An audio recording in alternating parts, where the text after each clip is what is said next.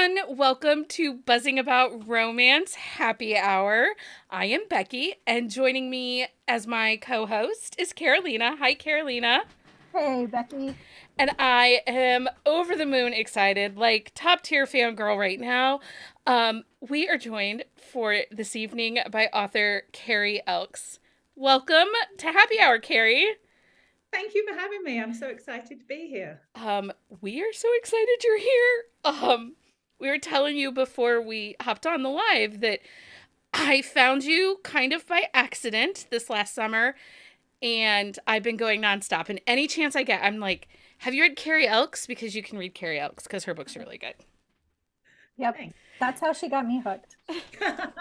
Well, if you could just keep doing that in every country of the world, that would be great. Yeah. Well, She's okay. really good at that. So we hear, and we'll read the bio and then we'll get into all the things. Okay. Yeah. We're going to go all over the place for a minute. Tonight we are celebrating the release of Every Shade of Winter by Carrie Elks. Just so we're all clear, everybody watching, I licked him. He's mine. North. Becky, we're going to have disagreements on this. This is going to be a full out battle. No, he is mine. He is mine. I love him. He is book boyfriend, cinnamon roll. Also, there was a little bit of kink in this book. So, Heather, if you're watching, I'm just telling you, yum. Okay. So, Carolina, read us Carrie's bio. Yes. Okay, Carrie Elks is an international best-selling author of 21 traditionally published and self-published novels.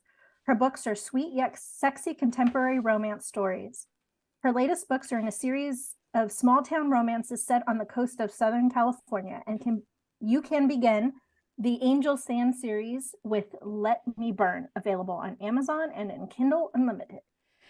But actually she has like Winterville going and the Salinger Brothers, which today our quick shot is on Strictly Pleasure, which is book 2 in the Salinger Brothers, because those boys. They're bad. Yes. In all the best ways. So rules of the night, you can ask all the questions in the chat. We'll do our best to answer them as we go. In the description of the video are all the places to like, follow, and connect with Carrie. If you follow, like, and subscribe and stick around till the end of the evening, one lucky person. I have a book sleeve. It says Queen Bee inside. If you hang out with us enough, I've got a whole thing with bees, and I have some other reader swag to put in there for you guys. But let's kick things off in the traditional bees way. Carrie, what are you drinking tonight? I am drinking water. No, I'm not. I'm drinking wine. Also, it's just in case my kids ever watch this, I'm just saying right. Wine. It's such, I don't know if I told you, but I'm staying in this is not my house. I wish it was, it's beautiful, but it's not my house. I'm staying in a really old 1900 house in Colorado Springs, and it's a B&B, and there's like only 5 rooms, I think, or 5 suites. And every night at this time is wine time, where all the guests, the very few guests, get together and have a chat. It's so small town romance. I had to book this hotel. Anyway, all that to say, I'm not at wine time. I'm here, but my husband is at wine time and brought me some wine up. So. I love it. I love it. Carolina, what are you drinking? Well, I am visiting my parents in San Diego, California, so it is definitely happy hour for them. So I too have a glass of wine that I am enjoying as well. Excellent. I'm just drinking water, and I have an energy drink. I don't know. It's already been a week. Like, I really just, we have some vacation time planned at the end of the week, and I really just need it to be vacation time. Okay, so Carrie, I have to ask, because this came up. I also made one of our other podcast contributors. I also made her read the books. She's read all the Hearts and Creeks. She's obsessed. And she's from Virginia. Like, she was born and raised in Virginia Beach and has traveled that area which those books take. And we hear the British accent there. You're not an expat. Like, you are a British. I'm a Brit. I did live in Virginia, though, for a few years. Okay. So that's where the connection kind of came from. So I was born and raised in Britain. I think when I was about 25, when I had my first daughter, we lived in Switzerland for a while. then came back to Britain, and then we moved to America for 3 years when my kids were kind of in kindergarten, first grade. And we lived in Virginia, just over the water from Washington, D.C. So that's kind of where obviously West Virginia is next to Virginia, and where I live was very metropolitan. There wasn't a lot of small towns, so I kind of had to push it out a bit to where I could have some small towns going on. Well, it's really intriguing to us. And I actually use you as an example a couple of times over the last couple months when I found out that you were British. You write American idiosyms and American slang and conversation so well that literally I was shocked. I was like, Carolina, she's from the UK. And she's like, no. Yeah. I'm like, yeah. Yeah, completely. Like I was taken back by it. Which is it, like in all the best ways. So it makes sense that you're in, because we were like, okay, how did you place it there? How did you do the research for like making it feel so native? Yeah, I mean, Google Maps is also very good, and Google itself is amazing at doing research when you can't leave your own home or your own country. So when I wrote the Salinger Brothers, I'd never been to Charleston, West Virginia, but that's where I set it, and so I kind of did quite a lot of research about it. And that's what I love. I love finding out about new places. But being a Brit, we grew up on American TV in the 70s and 80s. We just binge watched all the Starsky and Hutches and Chips and anything we could get our hands on, read all the American books. I mean, Sweet Valley High was kind of my escape when I was a teenager. So Amazing. Yes, same. yeah. Yep. And I think that's probably why I started writing Angel Sounds. I wanted Sweet Valley High vibes for adults, because there's just something about a series of books about a group of people that you come to know that I really like. It kind of does have those vibes now that you say that. Okay, now I have like been picking apart and like choosing which ones I'm going to read here and there, but I have to go back and binge. But so we're here to talk about Every Shade of Winter, which is book 5 in the in Winterville series. And I tell everyone this is like if Hallmark movie was spicy. This is the series. Like if you like to sit on the couch and watch the Hallmark movies at Christmas time or anytime, these are the books. These are the best like Christmas vibe. And actually it's so funny because as I was reading Welcome to Winterville, I was chuckling and laughing because he seriously is a billionaire that wants to build a ski resort and gets stuck. I mean, I think that is the most Hallmark of them. I mean, that's essentially what I wanted to write. I love Hallmark Christmas movies.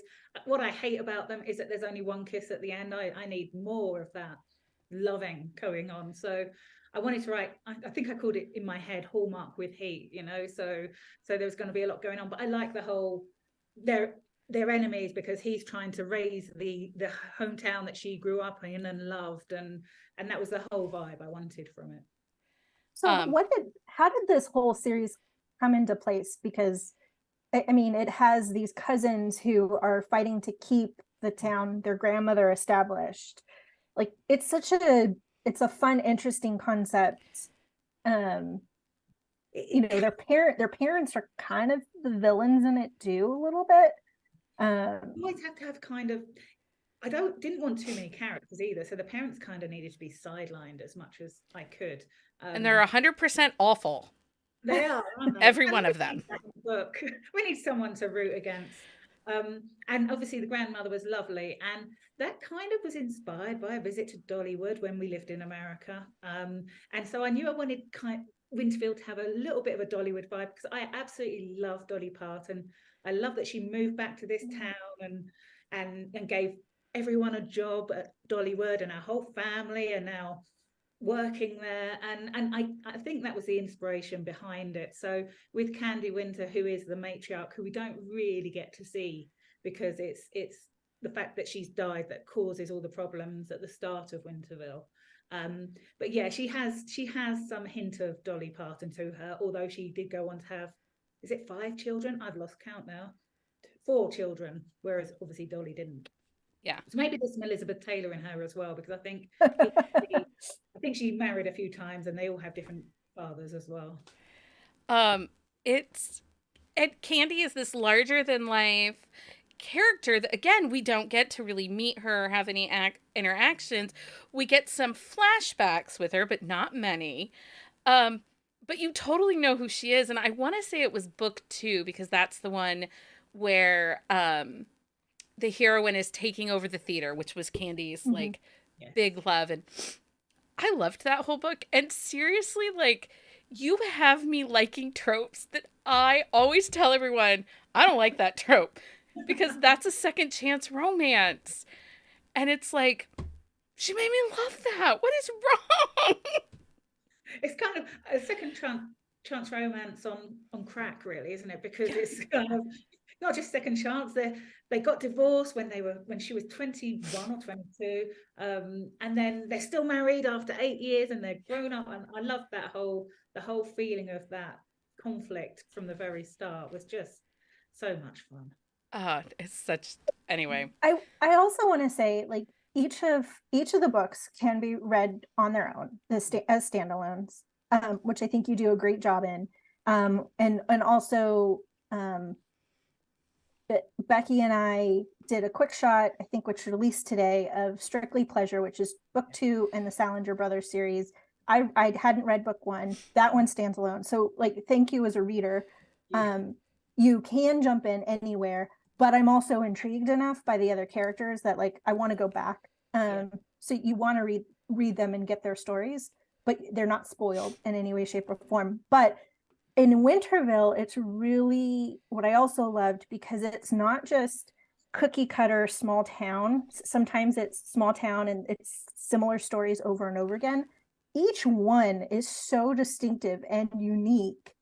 Like, how did you develop, like, build these characters? How much of this did you kind of map out? Did you know ahead of time to build all these individual stories? I knew what each book would be about. I knew there was going to be 6 books. I thought 5 and maybe 6. So the 6th one was always going to be a possibility, because the 6th is Chris, who none of us know anything about, including me at the beginning. So I knew there would be 5, at least 6 books, and I kind of knew what the tropes were going to be. But when I write them, I don't want to get bored either, because I don't want to be going back to the same place every time. So I think the first book kind of centered around the inn, and trying to save the inn. The second book centered around the theatre, and rejigging the theatre. The third book was really about really was in Gabe's house. I think most of the time there was he was getting down and dirty with her best friend's brother in his house a lot of the time, but also at the skiing resort where he was creating this new skiing resort. I loved all the movies that they watched. That's one of my favorite ones. That was so cute. Movie fan, and those little conversations they have, and I can't remember. Are we being PG here?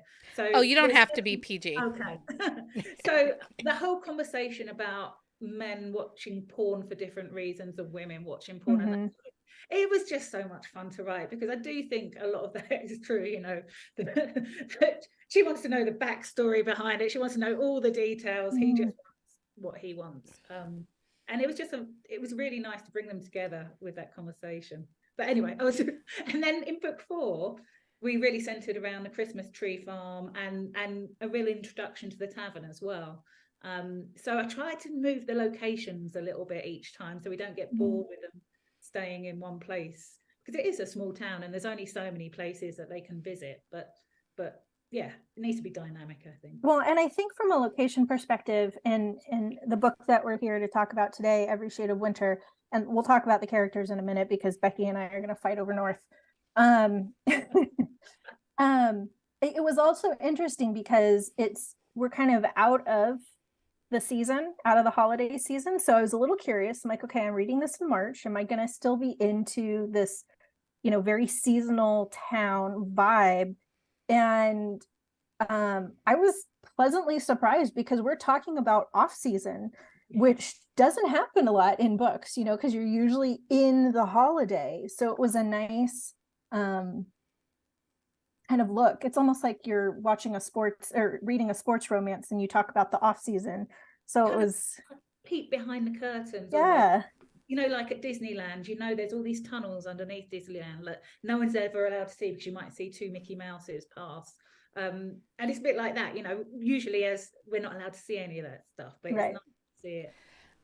I do have a random request. I would like a novella of Dylan's dad and the lady that owns the coffee shop. Like, if I could just know that they're together forever, because I know they're together forever, that would be great. I'm going to make a note of that for book 6. I just need them to have a moment, because, like, and that's something that we talk about with small town romances.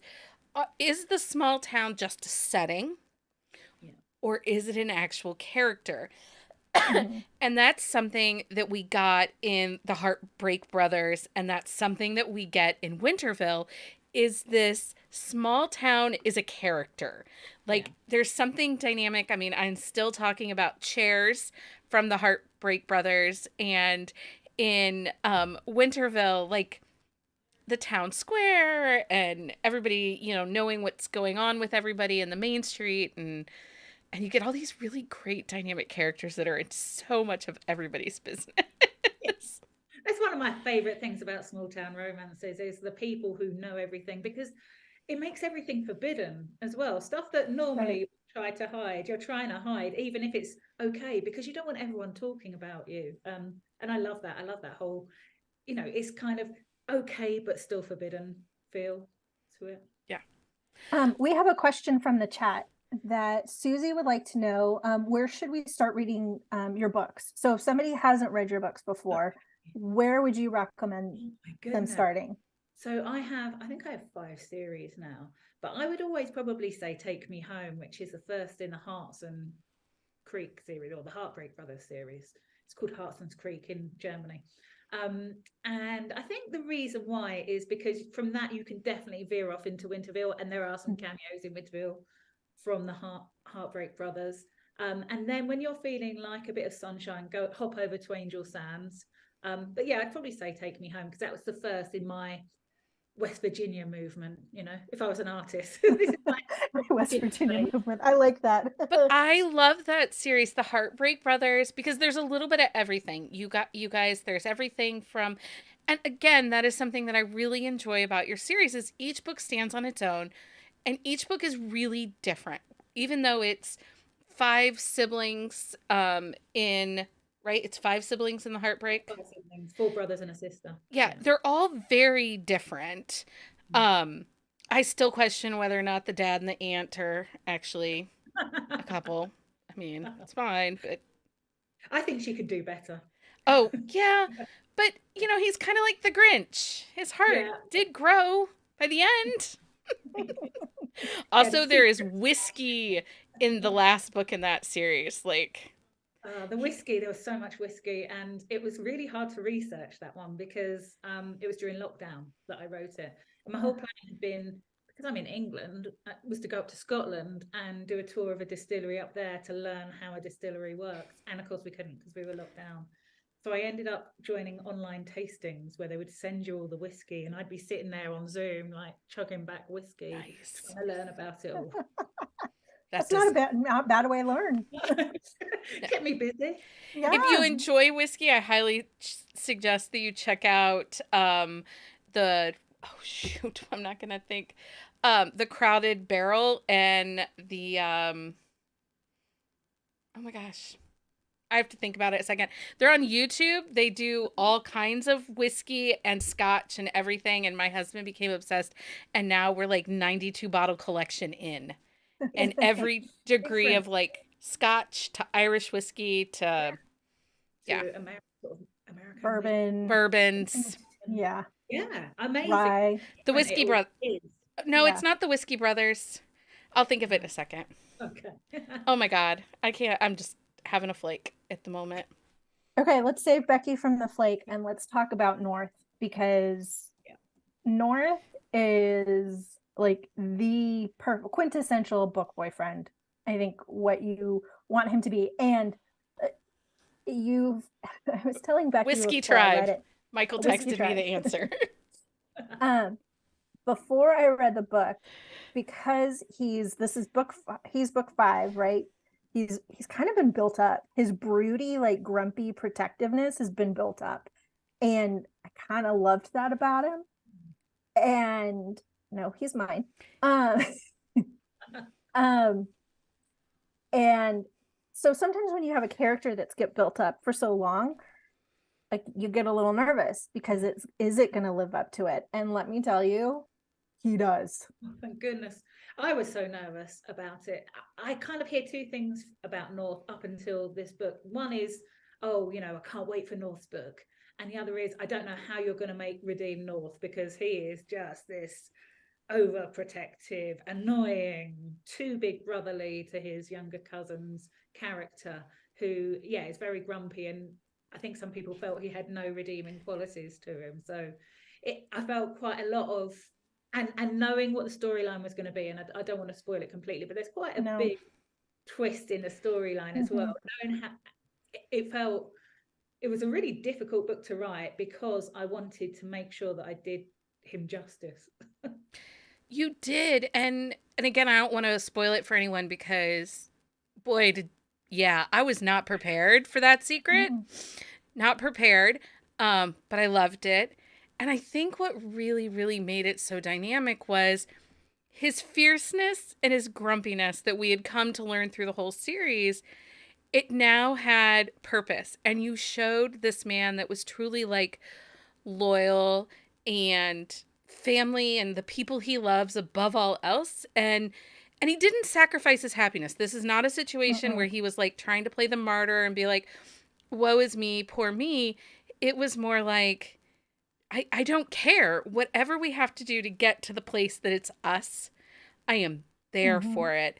And he's total book boyfriend vibes, you guys. And kind of a crunchy cinnamon roll or a stern brunch daddy. Like, he is, kind of grouchy on the outside, but he's a freak in the sheets, guys. Like, the spice was in this book. But I think what I also loved about him is, we get the grumpy, productive, broody, but we also got so many more dimensions that he would only ever show Amber. Yes. Like that. And I think that what made him extra special, because he only has that for his one, his best friend. We never saw that from him in the earlier books, because we weren't seeing him through her eyes then. We were seeing him through his brother's eyes, or Josh, who in the first book he punched and had a real thing again. So we saw him through Josh's eyes. But so you see he's very different for Amber, and is vulnerable, I think, for her in a way that he wasn't vulnerable for anyone else. Well, let's talk about Amber, because she was a phenomenal character. Like, she was hardworking, wasn't afraid to get her hands dirty. The baby trees. She took care of the baby trees. She's like, my baby trees. Oh my gosh. The whole time, the helicopter discussion.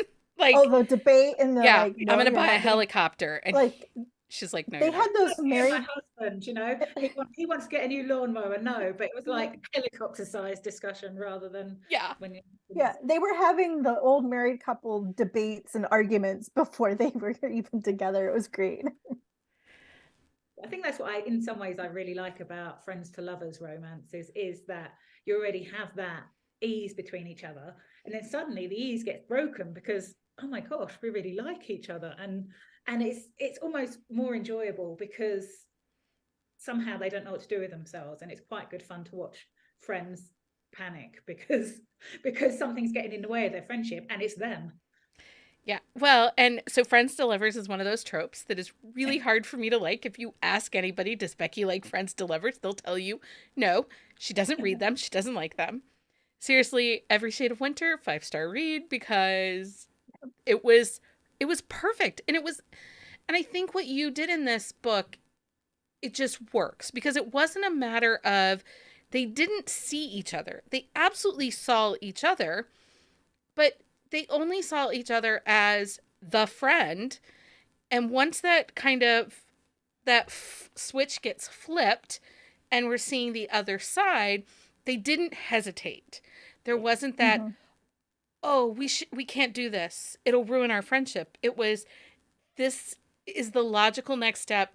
This is the dynamic that to fill our souls, you know, Yeah. we Well, need. And that's why and they I had a huge twist in there, because yeah. otherwise it would have been a really short book. Well, and I liked that about it because it was not your typical friends to lovers, because there's sometimes that I feel similar to Becky with that. So it just created a new dynamic for their relationship. I also kind of liked that he was there before she was. Like, Yes. hey, we'll take this at your pace. I'm here for you, whatever you need. Like, it just it That's makes one him, trope I love. I love that trope. It's just one of my yeah. favorites. And you'll probably see it in quite a lot of my books. Well, and when he realizes that she's not necessarily getting there as fast as he is, and he's doing grand gestures before he even really needs to do grand gestures. And that was the other thing. There's no third act breakup in this book. No, And because I loved that.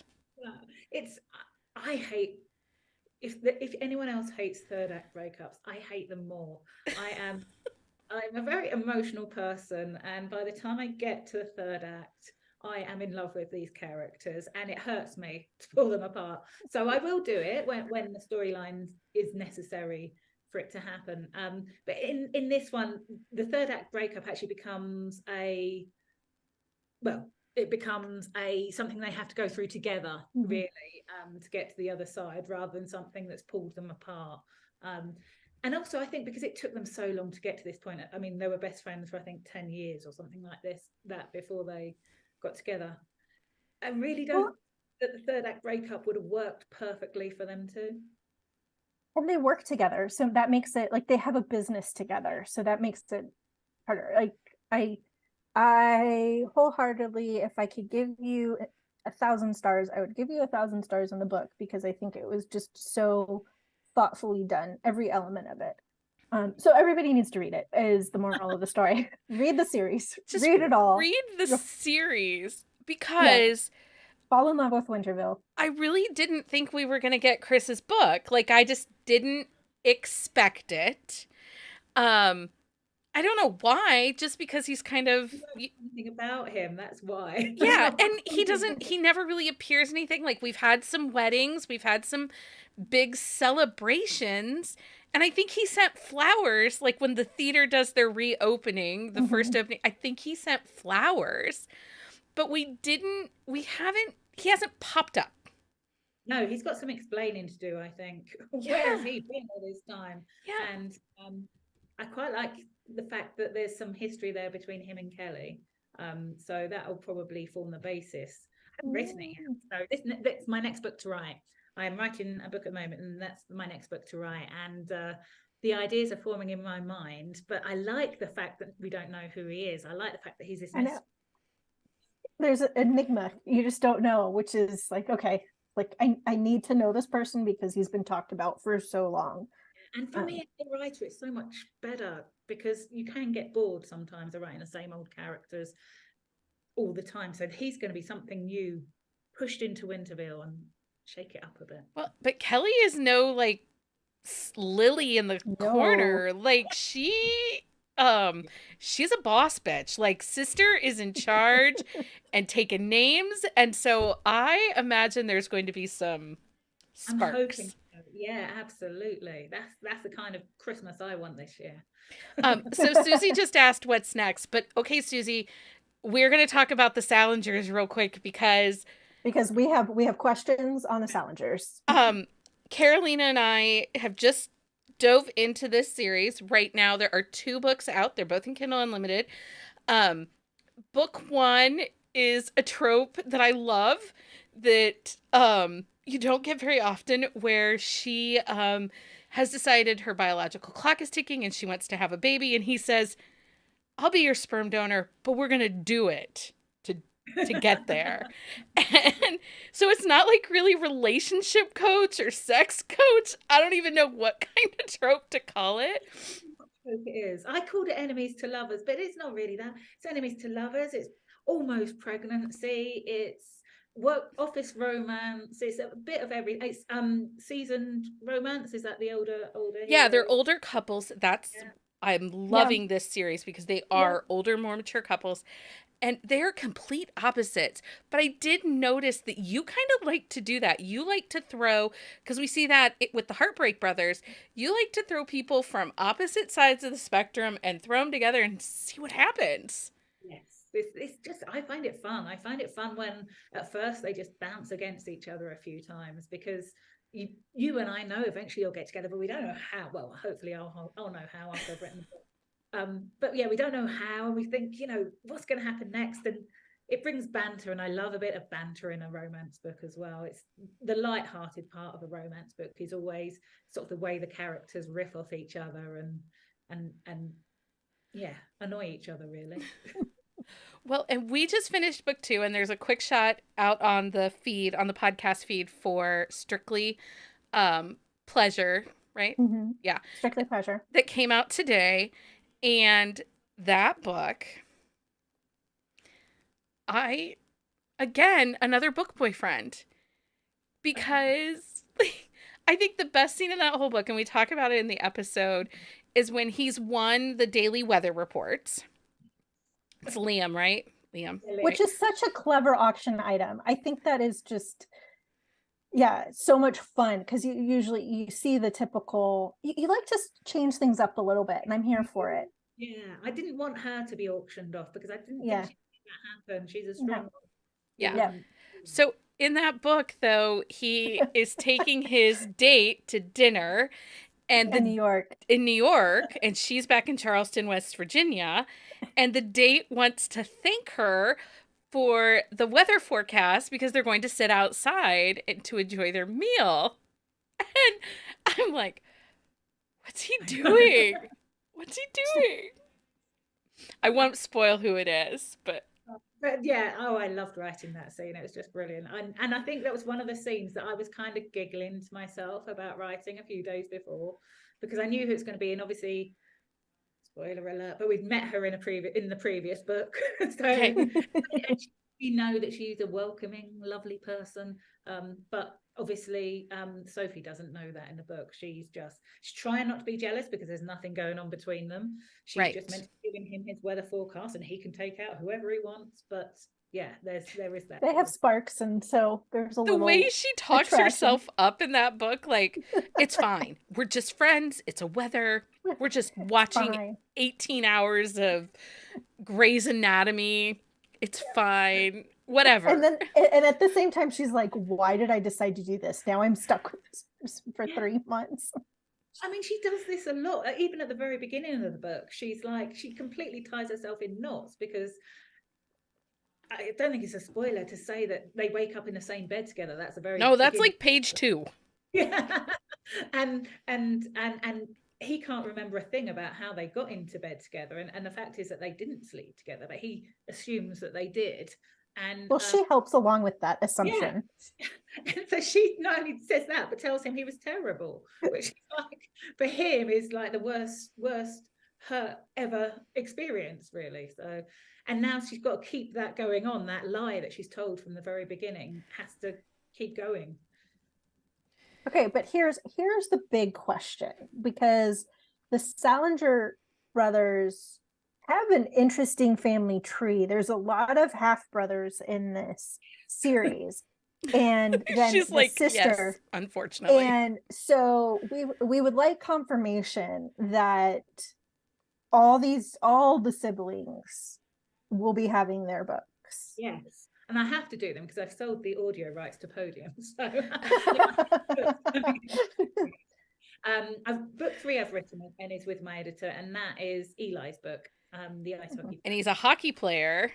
And I went to the hockey on Saturday, so I did my research after I've written the book. So did you go to an Avs game? Is that what you? Yeah.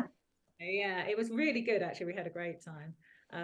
But I also, my son, who actually worked for me, he's in his 20s, and he does a lot of my business side of stuff.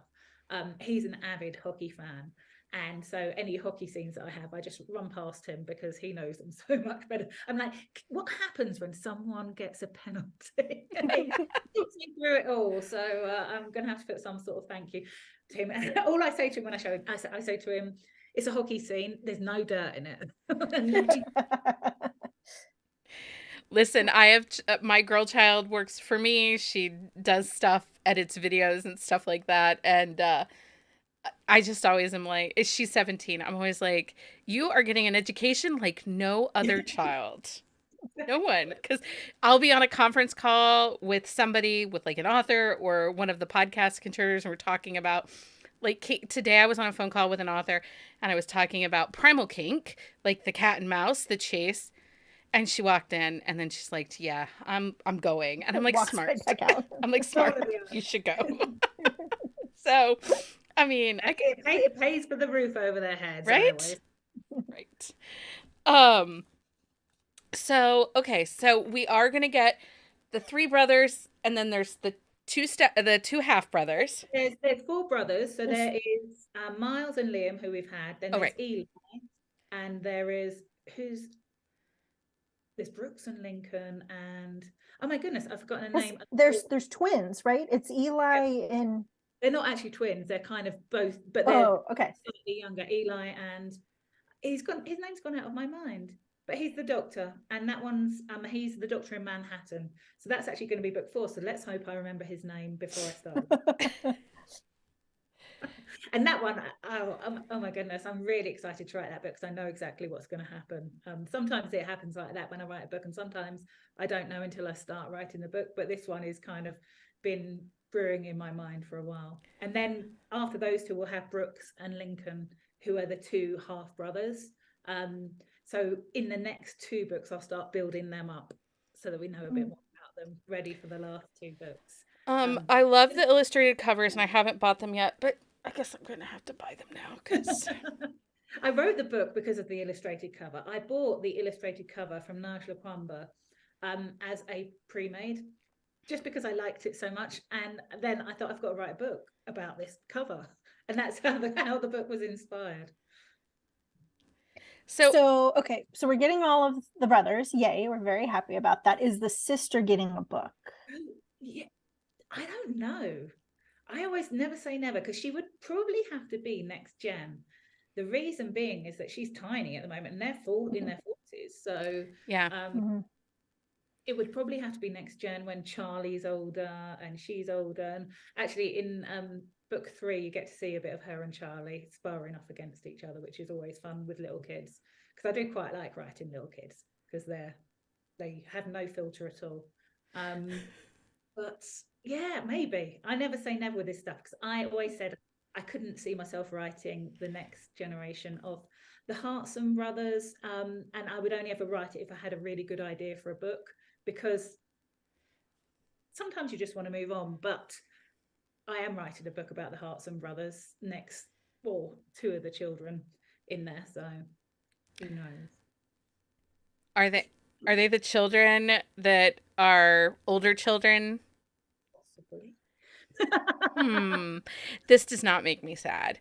That series, again, I think it's that book 1 when he goes to church with his aunt and he has to escape because all the fangirls are out in the so it's Take Me Home is the book, and he's a rock star that's come home after being gone for what, like 10 or 15 years.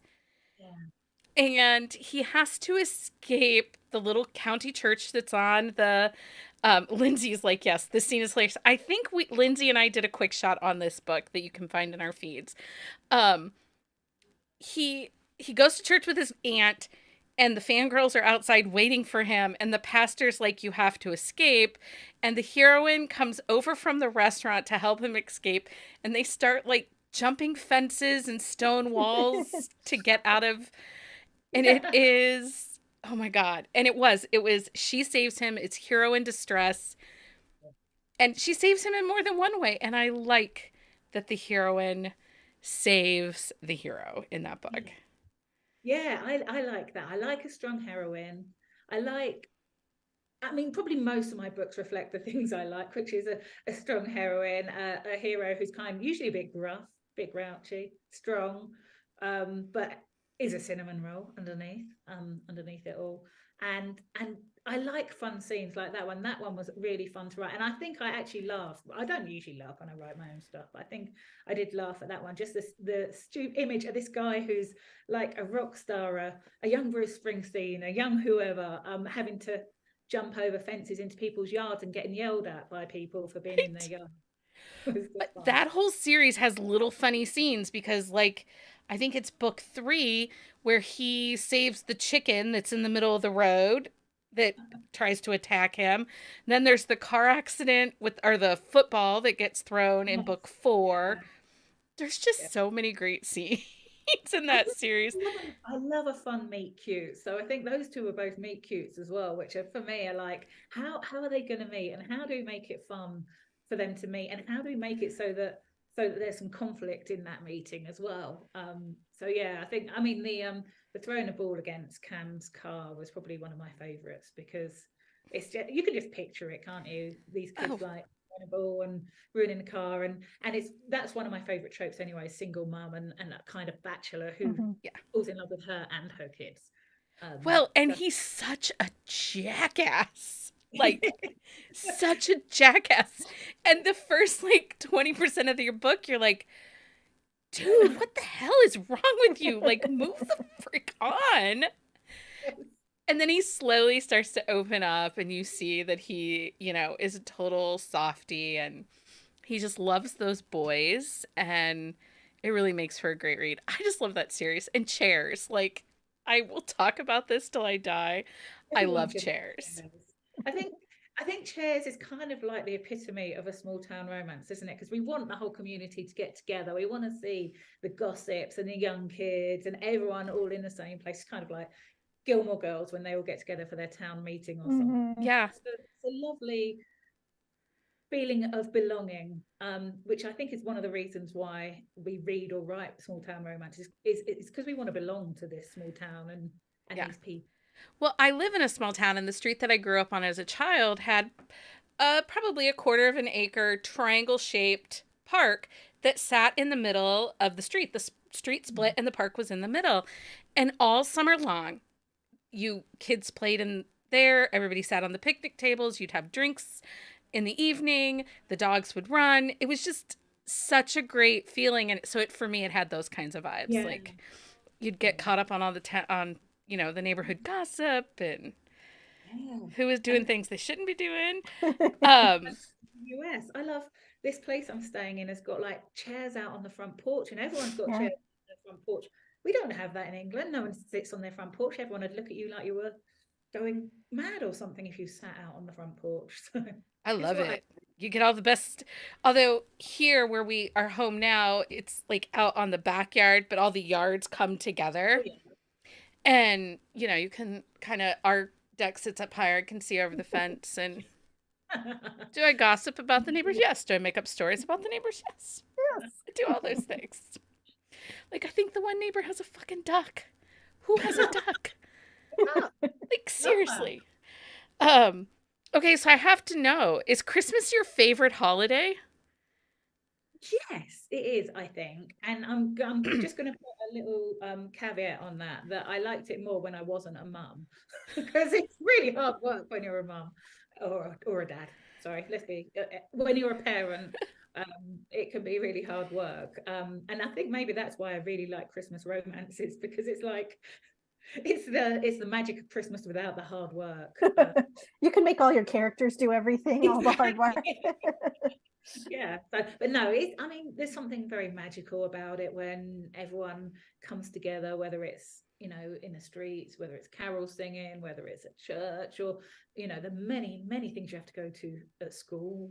But yeah, I like Christmas. I especially like.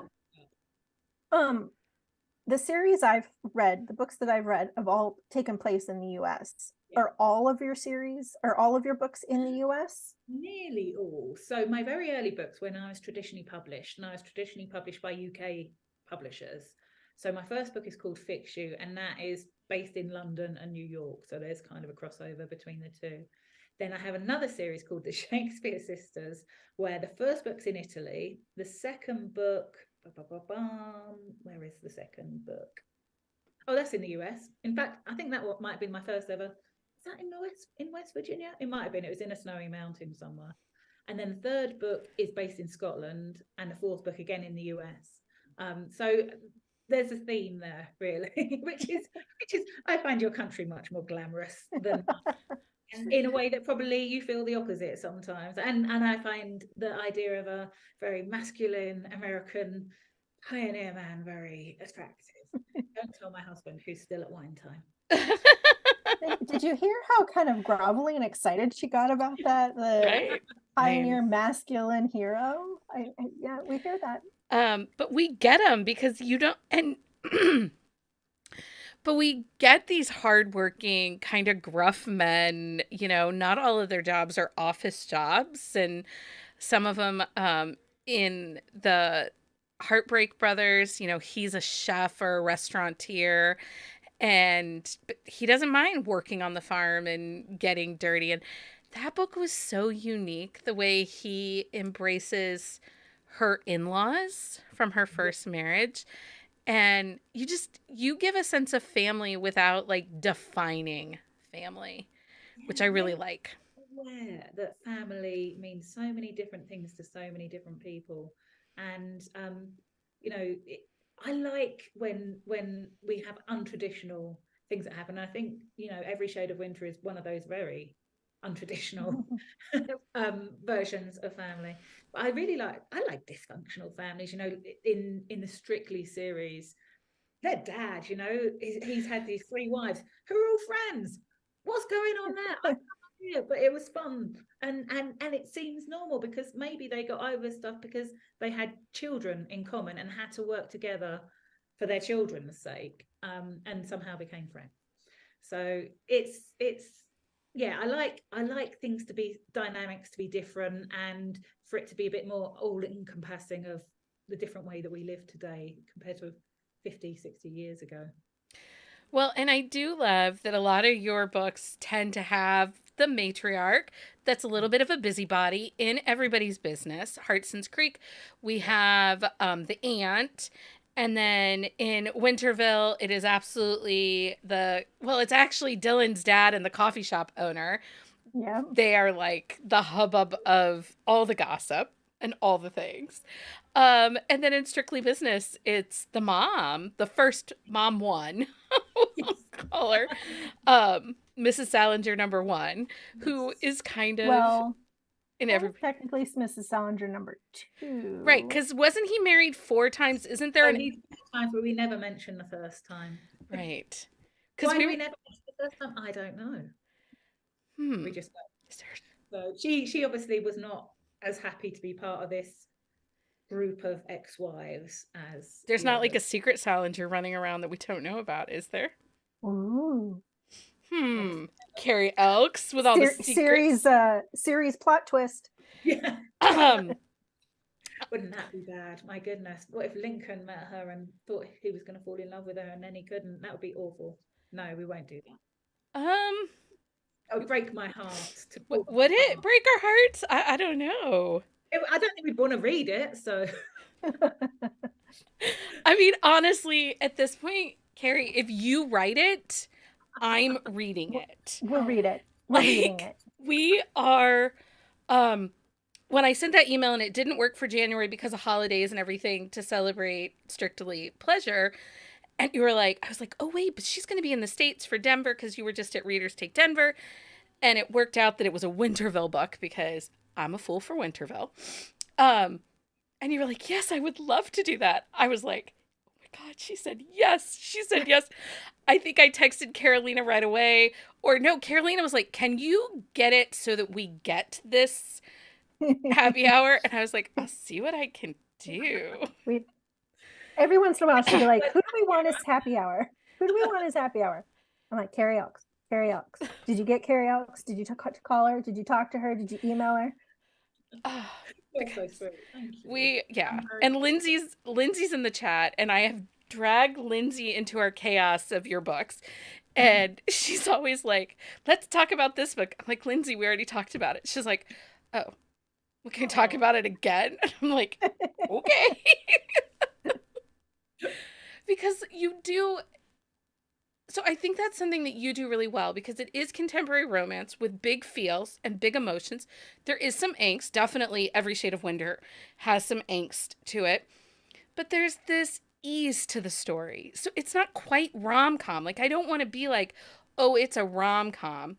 But there's an ease to the story and this huge joy when you get to the HEA. And I think it's magic how you write. I think it's like bearable angst that I write. You know, it's not high angst, and that's because I have to bear it too when I write it.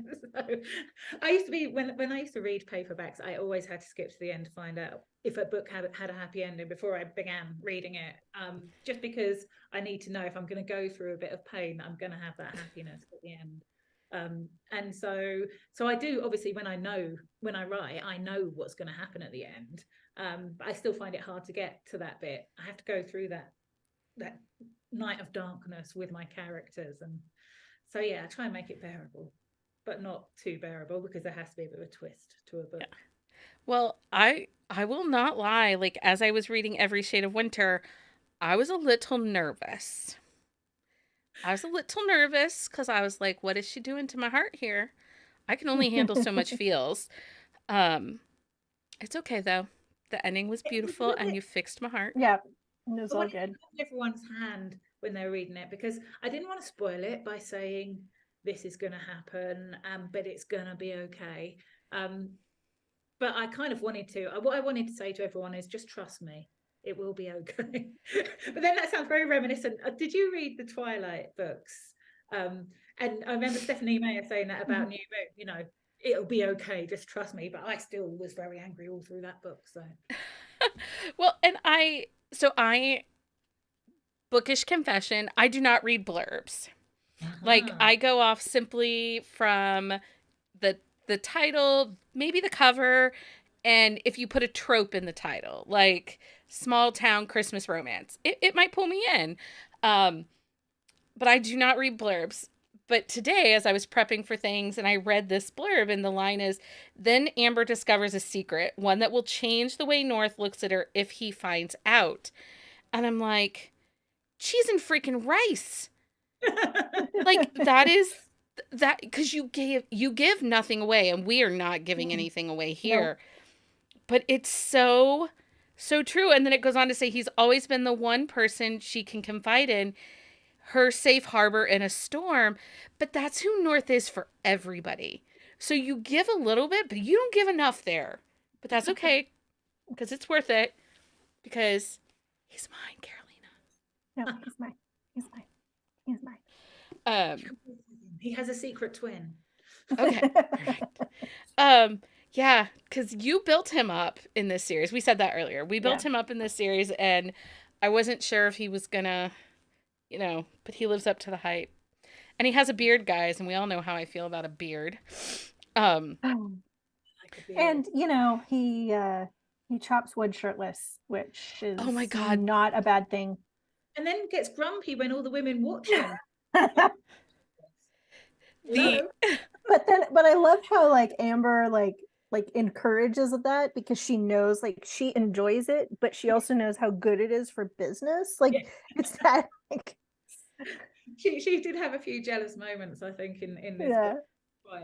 Quite fun as well, because she kept her own cards close to her chest, probably more than he kept his, and so it was nice to see her occasionally get jealous of the women in the town ogling North. Well, and she, with Kelly, kind of got a little taste at when they were trick-or-treating of the, what did they call them? The mommy mafia. What did I call them? Oh, yes, the mommy mafia. And I'm like, oh, yeah. And she's like, I don't think I like these people. And Kelly's like, basically, you keep your enemies close. Basically, you want your kid to be invited to the parties. I mean, I think anyone who's been a mum in the last 30 years has this feeling of, oh, I don't really want to talk to everyone. I don't want to be, I hear there's group chats now on WhatsApp. Luckily, I was a mum before WhatsApp, so I didn't have to go through the Same. group chat thing. But I did go through the PTA thing, the my kid not being invited to parties thing, and you're heartbreaking, and you just do what you do to make them happy. Yeah. Yeah. I like I have young adults now. It's fantastic. It's really great. So they sort out their own play dates. So I know you said that Winterville is kind of based a little bit on Dollywood and the feels of that, but the Winter family themselves, was there like a Christmas movie star or somebody that you were kind of saying, it's this, like, was it Rosemary Clooney, or, was there somebody like in your mind you were thinking? I don't think so. But what I do think is they're an amalgamation of every Hallmark movie I've probably watched, you know? So particularly in Welcome to Winterville, when it is the whole fighting each other for the future of your town, that certainly was based on about 1,000 different Hallmark movies, because I will watch them on repeat as much as possible. Um, but then suddenly I start writing, and they just kind of appear, these side characters, and then they grow and they grow and they grow, um, until they take on lives of their own. So I can't say that any of them have been inspired by someone, but they seem to have more life to them than just comes from me. Yeah. I think that's just the magic of writing. It just Mhm. happens. I Well, probably don't know. one of my favorite Christmas holiday movies is Holiday Inn, which is Yeah. like the calendar of all the seasons, and it's Fred Astaire and he dances. And I mean, honestly, like a dancing scene would be fine with me. Maybe that's what Chris can do for us, a big dance scene. Right. Um, but as I was reading these books in the series, I kind of thought, wow, this kind of has that Holiday Inn-ish feel to it, and the Mhm. production that goes into, um, to the town and to the holiday. Let's have a show thing. I think for me, that was probably inspired by Mickey Rooney and Judy Garland. You know, if anything's going wrong, have a show. Let's raise Yes. some money. Let's have a show. So probably, and I think in that bit, it's Josh who whispers to someone at the back. So for anyone that's watching, in Welcome to Winterville, everyone gathers together in the theatre to discuss the future of the town. And Josh, who is the one who represents a company, or who owns a company that is planning to raise the town to the ground to build a ski resort, sits at the back of the meeting and whispers in someone's ear they should have a show or something like that, because I think secretly he doesn't want to win, or maybe secretly he's just getting amused by it. I don't really know, but he's one who's just it, and then it kind of goes forward and forward. Let's have a show to save Winterville. And but that's kind of like, I couldn't even say which film that comes from, but probably about 100 of them. Yeah. Well, and I loved his grandmother in book one, Welcome to Winterville. His grandmother, I mean, the grandfather can go away, but I would be happy to see her come back and stay at Winterville for. That whole, she really wants to know what's going on, and I think she and Holly end up having a chat, don't they, Yeah. after Yeah. the night at Josh's, and Josh is kind of horrified to see his grandmother and the girl he's just finally managed to persuade to get into bed with him having a chat in the morning while she's wearing his t-shirt. And Yeah. yeah, Yeah. A great moment. I love two generations of women, you know, being supportive of each other. In a lot of TV shows and everything else, sometimes women aren't that supportive of each other. And I'm probably guilty of that as well with the mummy mafia thing, which is another kind of fun. But I think mostly most women that I know are very supportive of each other, and I kind of like to bring that in as well. No, you do a great job of it. And we see it within the family, the Winters family, even as they bring on, because you kind of created a girl gang, which we're a big fan of a Mhm. girl gang. And as each person comes to be a part of the family, and even before, like Amber has always been included in things. And um I think it's book 4, or no, book 3, so Gabe's book, because she's also a yoga instructor, and Yeah. everyone shows up for her yoga class. Yeah.